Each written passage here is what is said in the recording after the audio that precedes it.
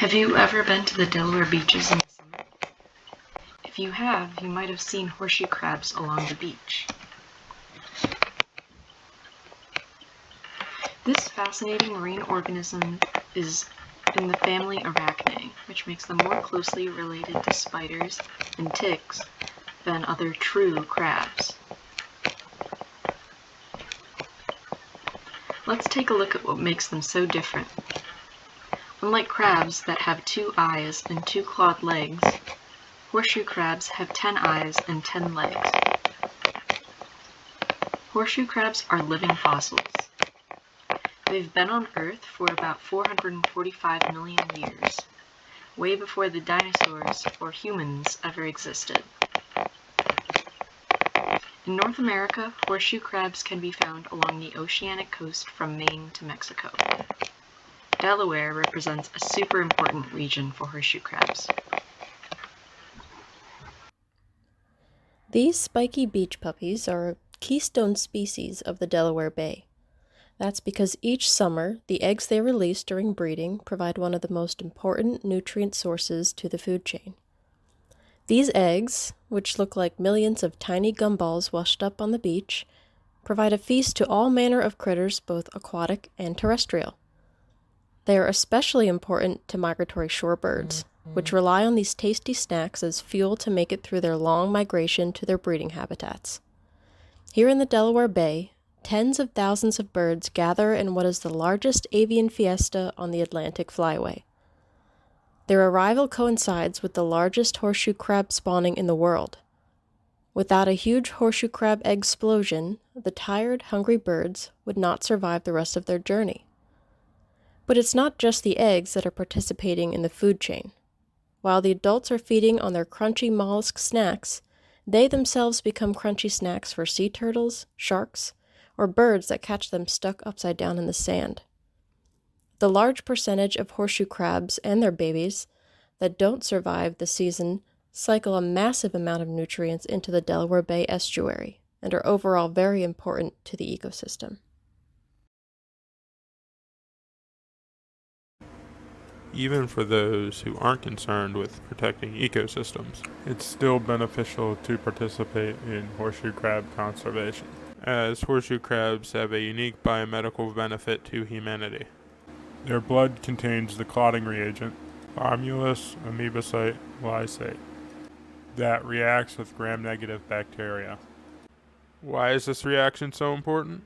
Because LAL is used for testing drugs, products, and devices that come in contact with blood for contamination.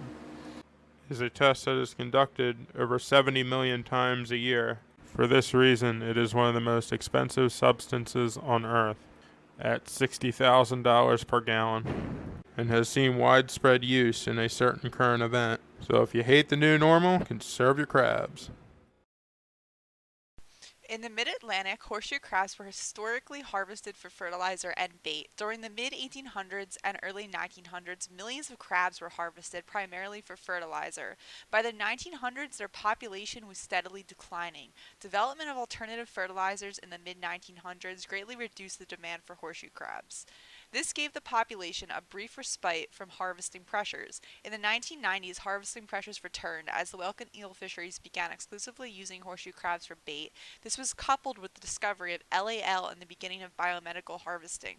The population was once again in the decline due to over-harvesting. Thanks to management efforts that were enacted in the late 1990s and early 2000s, the horseshoe crab population in the United States is stable. Horseshoe crab populations are threatened in Delaware mainly due to overharvesting.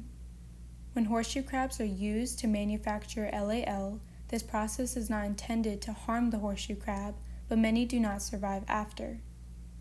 Horseshoe crabs are also used for bait fishing, most popularly for pot eel fishing.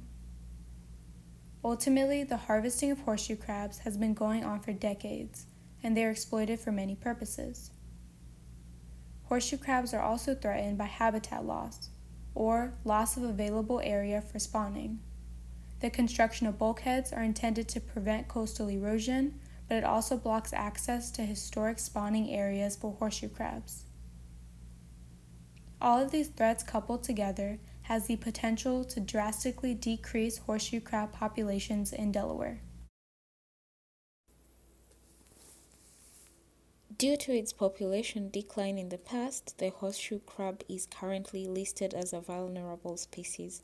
In an effort to increase their population, the Wetlands Institute collects horseshoe crab eggs and rears them under controlled conditions in an aquarium.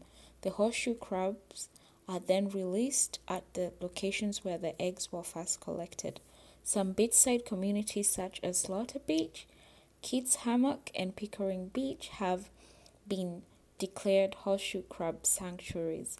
Population data is also collected during the annual horseshoe crab spawning survey. If you're ever in Delaware on May or June, you could probably help out by volunteering to be part of this spectacular event. One of the most important things you should know is that horseshoe crabs are harmless. They do not bite, and their tails, also known as tail fins, will not sting you. They're also very slow and clumsy on land, so they aren't scary like most people would assume. Horseshoe crabs are on the beach for spawning in the summer. If you happen to see one upside down, flip it over. When doing so, do not grab it by the tail because they use the tails to flip themselves over. Instead, pick it up by its sides. During this time, they are buried in the sand a lot. When you see them buried in the sand, this means that they are waiting for a high tide to wash them back into the ocean, so do not pick them up. When it comes to these harmless creatures, there are a lot of things you should avoid doing, such as chucking them into the water, throwing them, stepping on them, etc. So next time it's a hot summer day and you are on the beach, treat this keystone species with care in order to ensure their safety and survival.